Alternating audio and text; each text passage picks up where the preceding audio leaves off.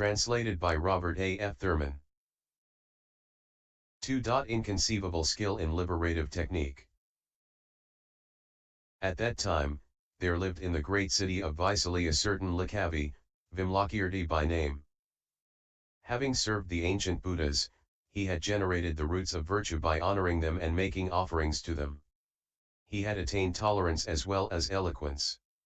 He played with the great superknowledges. He had attained the power of incantations and the fearlessnesses.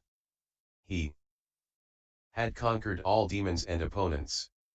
He had penetrated the profound way of the Dharma. He was liberated through the transcendence of wisdom.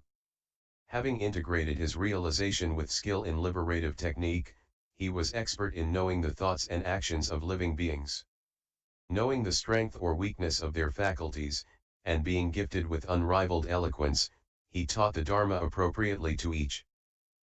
Having applied himself energetically to the Mahayana, he understood it and accomplished his tasks with great finesse.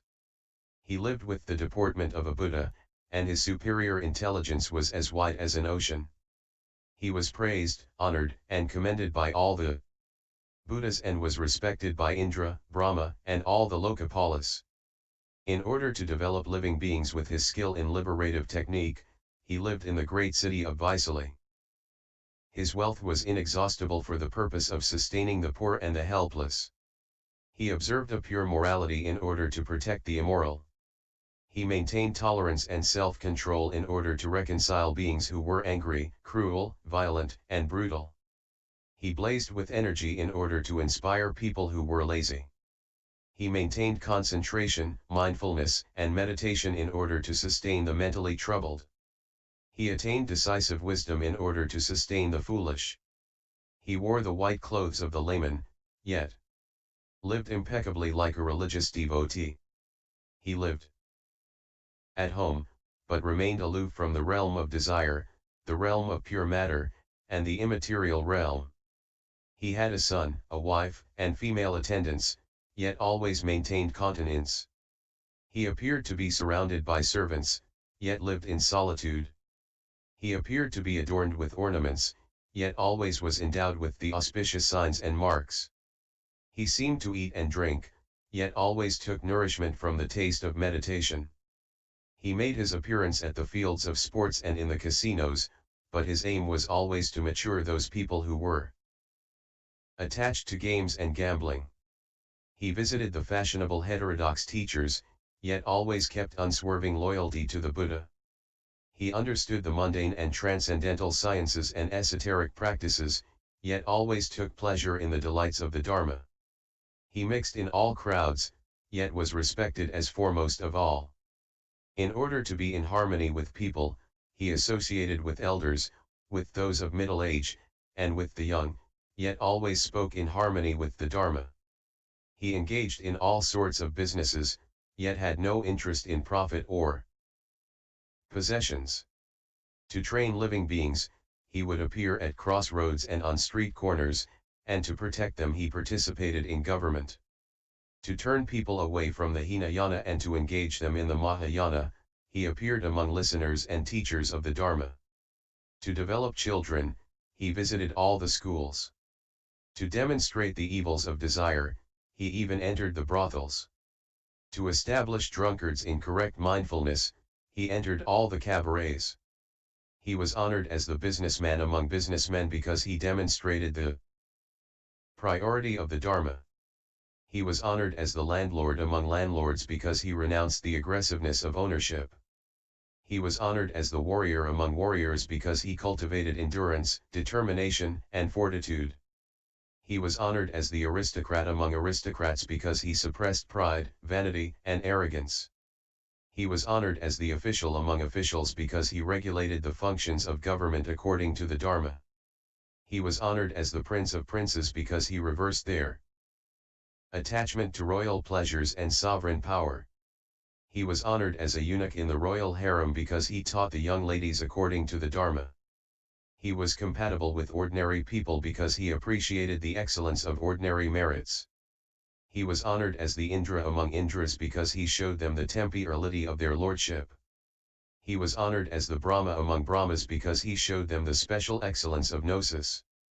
He was honored as the Lokapala among Lokapalas because he fostered the development of all living beings.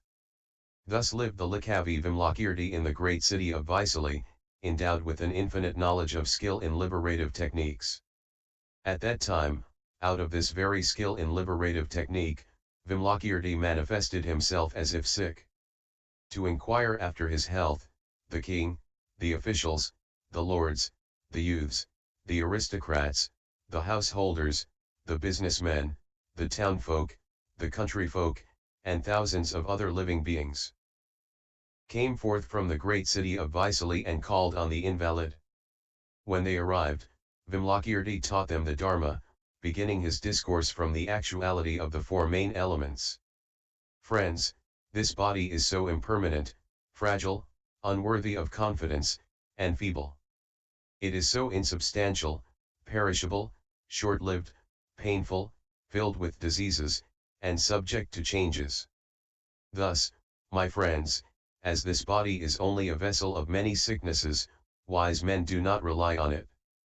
This body is like a ball of foam, unable to bear any pressure.